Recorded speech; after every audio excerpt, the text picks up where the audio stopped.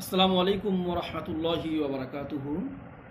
সুপ্রিয় দর্শক, আশা করি আপনারা সকলে সিয়াম সাধনার মধ্যে আছেন। আমরা আমাদের গত ভিডিওতে আলোচনা করেছিলাম রমজান মাসের প্রস্তুতির ব্যাপারে এবং রমজানে কী বিষয়ে আমাদের খেয়াল রাখতে হবে এবং যে সমস্ত আশার বিষয়গুলো আল্লাহ তাআলা আমাদের জন্য দিয়েছেন, রাসূলুল্লাহ সাল্লাল্লাহু আলাইহি ওয়াসাল্লাম আমাদের জন্য দিয়েছেন, সেগুলোর বিষয়ে আমরা আলোচনা করেছিলাম। এবং সেখানে আমরা বলেছিলাম পরবর্তী ভিডিওতে ইনশাআল্লাহ আমরা রমজানের ফজিলত নিয়ে আলোচনা করব। আমরা আজকের ভিডিওতে ইনশাআল্লাহ রমজানের ফজিলত নিয়ে আলোচনা করব।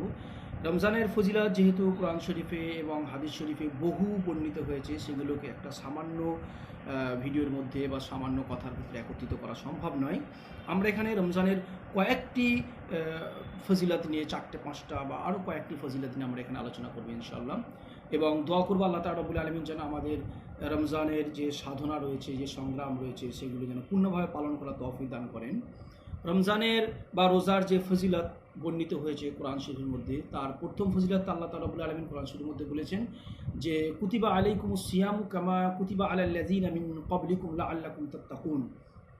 এখানে রোজা ফরজ করার কথা বলা হয়েছে এবং তারপরে তার উদ্দেশ্য এবং ফজিলত সম্পর্কে আল্লাহ তাআলা বলেছেন লাআল্লাকুম তাত্তাকুন, যাতে তোমরা তাকওয়ার পথ অবলম্বন করতে পারো, মুত্তাকি হতে পারো। এটা হচ্ছে রমজানের একটা সবথেকে বড় ফজিলত, যে রোজা রাখলে আমরা মুত্তাকি হতে পারবো। এবং রোজার যে শর্তগুলো রয়েছে, যে খাওয়া পান করা এবং হারাম কাজ থেকে, অপছন্দনীয় কাজ থেকে দূরে থাকা, এগুলো যদি আমরা করতে পারি এবং খায়েরের দিকে যদি আমরা যেতে পারি, ভালো কাজগুলো যদি আমরা করতে পারি, তাহলে তাকওয়া অর্জন হবে। এটা রোজার উদ্দেশ্য এবং এটা একটি ফজিলত। এছাড়াও আল্লাহ তাআলা রব্বুল আলামিন কোরআন শরীফের মধ্যে বলেছেন শাহরু রমাদান আল্লাযী উনজিলা ফীহিল কুরআন হুদাল লিন-নাস ওয়া বাইয়িনাতিন মিনাল হুদা ওয়াল ফুরকান ফামান শাহিদা মিনকুমুশ শাহর ফালিয়াসুমহু। সূরা বাকারার মধ্যে আল্লাহ তাআলা রব্বুল আলামিন এই কথাটি বলেছেন এবং সেখানে তিনি বলেছেন যে রমজানের এটা এমন একটা মাস, যে মাসের মধ্যে আল্লাহ তাআলা রব্বুল আলামিন কোরআন শরীফটাকে নাজিল করেছেন, যেটা মানুষের জন্য হেদায়েত স্বরূপ, এবং হেদায়েত এবং সত্য মিথ্যার মধ্যে যে বিভাজন, এই বিভাজনটাকে খুব স্পষ্টকারী সেটা। আর আল্লাহ তাআলা রব্বুল আলামিন তারপরেই বলেছেন সুতরাং যে এই মাসটি পাবে, রমজানটি পাবে, সে যেন অবশ্যই রোজা রাখে। এখান থেকে রোজা ফরজ হওয়া এবং একটি বড় ফজিলত বোঝা যাচ্ছে যে রমজানের মধ্যে আল্লাহ তাআলা রব্বুল আলামিন কোরআনটিকে নাজিল করেছেন। কোরআন নাজিল করার অর্থটা হচ্ছে প্রথম ওহী আসা, এবং জিবরাইল আলাইহিস সালামের প্রতি বছর কোরআনের যতটা আয়াত নাজিল হতো, যতগুলি সূরা নাজিল হতো, সেগুলো রাসূলুল্লাহ সাল্লাল্লাহু আলাইহি ওয়াসাল্লামকে আবার রিপিট করে পুনরায় শোনানো, রাসূলুল্লাহ সাল্লাল্লাহু আলাইহি ওয়াসাল্লাম নিজে শোনাতেন। এবং লাওহে মাহফুজ থেকে প্রথম আসমানে কোরআন যখন নাজিল হয়েছে, সেটাও রমজানে হয়েছিল।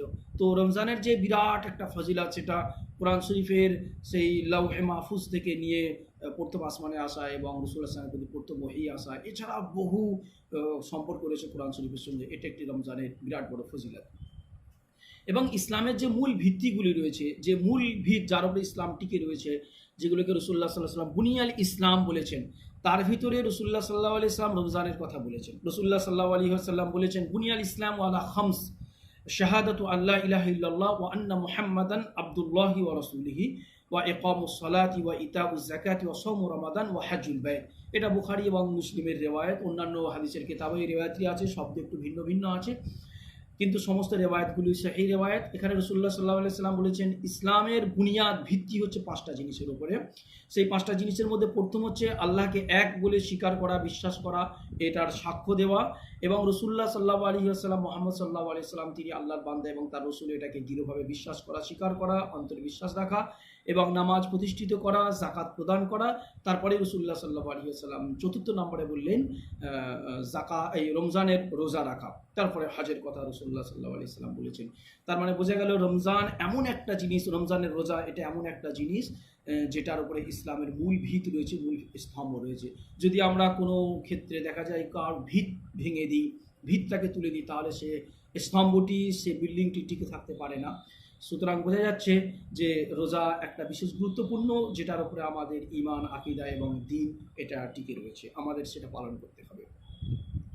আর রোজার যে ফজিলত রয়েছে, বিশাল ফজিলত রয়েছে, বুখারী এবং মুসলিমের রিওয়ায়াত বর্ণিত হয়েছে। রাসূলুল্লাহ সাল্লাল্লাহু আলাইহি ওয়াসাল্লাম বলেছেন ফামান সামা রমাদানা ঈমানান ওয়া ইহতিসাবান গুফিরা লাহু মা তাকদ্দামা মিন যামবিহি। মান সামা রমাদানা ঈমানান ওয়া ইহতিসাবান গুফিরা লাহু মা তাকদ্দামা মিন যামবিহি। অর্থাৎ যে ব্যক্তি রমজানের রোজাগুলো রাখলো ঈমান ও ইহতিসাবান, পূর্ণ বিশ্বাসের সাথে, অর্থাৎ এটা ফরজ হওয়া, এর ফজিলত পাওয়া, এই সব কিছু ইহতিসাবান এবং সওয়াবের আশা রেখে পূর্ণভাবে যে বিশ্বাস এবং আশা রেখে যে রমজানের রোজাগুলি রাখলো, গুফিরা লাহু মা তাকাদ্দামা মিন যামবিহি, অতীতে তার যা গুনাহ হয়েছে সেই সব কিছুকে আল্লাহ তাআলা রব্বুল আলামিন তিনি ক্ষমা করে দেবেন। বুখারী এবং মুসলিমের এই রিওয়ায়াতটি আছে। আরেকটা কথা এখানে আছে যে এই রিওয়ায়াতের আরো একটি অংশ আছে যেটা রমজানের রাতে ইবাদত করা, সেটা তারাবি বলুন বা নফল ইবাদত বলুন, তাহাজ্জুদ বলুন, সেই সম্পর্কে বর্ণিত হয়েছে। রাসূলুল্লাহ সাল্লাল্লাহু আলাইহি ওয়াসাল্লাম সেখানে বলেছেন যে মান কামা রমাদান ঈমানান ওয়া ইহতিসাবান গুফিরা লাহু মা তাকাদ্দামা মিন যামবিহি, যে রমজানের রাতে যে কিয়াম করলো, তারাবি এবং তাহাজ্জুদ এই সবই এর অংশ। ঈমানের সঙ্গে দৃঢ় বিশ্বাসের সাথে, অর্থাৎ তার ভিতরে ঈমানটা মজবুত থাকবে, ঈমান আল্লাহর প্রতি, রাসূলের প্রতি এবং যার প্রতি ঈমান থাকে সেগুলো, এবং তার প্রতি রমজানের যে ফরজ হওয়া এবং বিশ্বাস রমজানের প্রতি এটা, এবং ইহতিসাবান অর্থাৎ সওয়াবের যে আশা, যে সওয়াবের কথা আল্লাহ তাআলা রব্বুল আলামিন বলেছেন, রাসূলুল্লাহ সাল্লাল্লাহু আলাইহি ওয়াসাল্লাম বলেছেন, সেই সওয়াবের আশা রেখে যদি কেউ রমজানের কিয়ামটা করে থাকে, অর্থাৎ রাতের ইবাদতগুলি করে থাকে, তাহলে তারও পূর্ববর্তী যত গুনাহ আছে সব কিছু ক্ষমা হয়ে যাবে, মাফ হয়ে যাবে। এটা কত বড় একটা ফজিলত। এবং আগেও একবার বলেছি যে এটা একটা কোর্স, 30 দিনের একটা কোর্স, যে কোর্সটা আল্লাহ তাআলা আমাদেরকে দিয়েছেন, সেটাকে যদি আমরা পূর্ণভাবে পালন করতে পারি তাহলে আগামী জীবনে অবশ্যই আমাদের তাকওয়া পূর্ণ হবে, যেটাকে আল্লাহ তাআলা রব্বুল আলামিন বলেছেন লাআল্লাকুম তাত্তাকুন। যদি আমরা শুধুমাত্র খাওয়া এবং পান করা থেকে বিরত থাকি এবং অন্যান্য যে হারাম কাজগুলো রয়েছে, অপছন্দনীয় কাজগুলো রয়েছে, সেগুলো থেকে যদি বিরত না থাকি তাহলে তাকওয়া অর্জন হতে পারে না। সেই জন্য রাসূলুল্লাহ সাল্লাল্লাহু আলাইহি ওয়াসাল্লাম বলেছেন যে রোজা বলতে, তার মানে যদি শুধুমাত্র খাওয়া বা পান করা থেকে বিরত থাকা হয় এবং খারাপ কাজগুলো থেকে বিরত না থাকা হয় তাহলে তাকওয়া ওটা অর্জন হবে না। আর বোঝা যাচ্ছে আর তাকওয়ার যে সংজ্ঞাটা আগেতে বলা হয়েছে, আগের ভিডিওতে বলেছি ইনশাআল্লাহ, আলহামদুলিল্লাহ, সেটা আপনারা দেখে নেবেন। সেখানে খারাপ কাজ যদি ত্যাগ না করা হয় তাহলে তাকওয়া কখনো অর্জন হতে পারে না। সুতরাং সেটা আমাদের খেয়াল রাখতে হবে। আর রমজানের আরও একটি ফজিলত আছে। রাসূলুল্লাহ সাল্লাল্লাহু আলাইহি ওয়াসাল্লাম বলেছেন, ইন্নাল্লাহ তাবারাকা ওয়া তাআলা ইন্না লিল্লাহি তাবারাকা ওয়া তাআলা উতাকা ফি কুল্লি ইয়াউমিন ওয়া লাইলাতিন ইয়ানি ফি রমাদান ওয়া ইন্না লিকুল্লি মুসলিমিন ফি কুল্লি ইয়াউমিন ওয়া লাইলাতিন দাওয়াতুন মুস্তাজাবাতুন, যে রমজানের প্রতি রাতে এবং প্রতিদিনেতে রব্বুল আলামিন আল্লাহ তাআলার পক্ষ থেকে বহু স্বাধীন করা হয়, আজাদ করা হয়। এখানে আজাদ করা বলতে আযাব থেকে মুক্তি করা হয়। এবং রাসূলুল্লাহ সাল্লাল্লাহু আলাইহি ওয়াসাল্লাম আরও বলছেন যে প্রতিদিন আল্লাহ তাআলা, প্রতি রাতে আল্লাহ তাআলা মুমিনের জন্য একটা দোয়া এমন রেখে থাকেন যেটা সে কবুল করেন, যেটা আল্লাহ তাআলা বলেন তিনি কবুল করে থাকেন। অর্থাৎ প্রতিদিন এরকম একটা সুযোগ বান্দার কাছে এসে থাকে যে তার দোয়াটা আল্লাহ তাআলা কবুল করেন।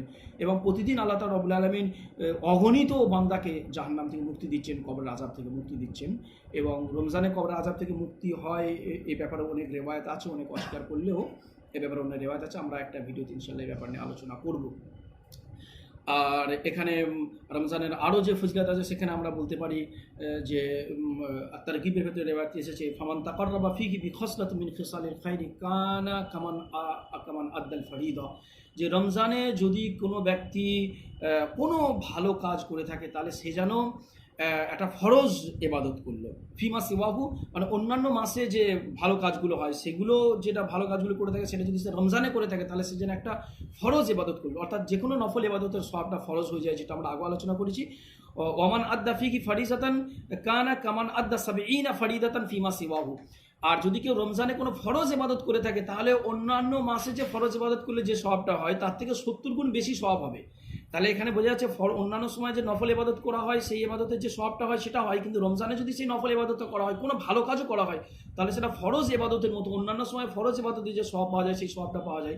আর রমজানে যদি কোনো কোনো ফরজ ইবাদত করা হয় তাহলে অন্যান্য মাসে যে ফরজ ইবাদত করা হয় তার থেকেও 70 গুণ বেশি ফরজ ইবাদতের সওয়াব পাওয়া যায়।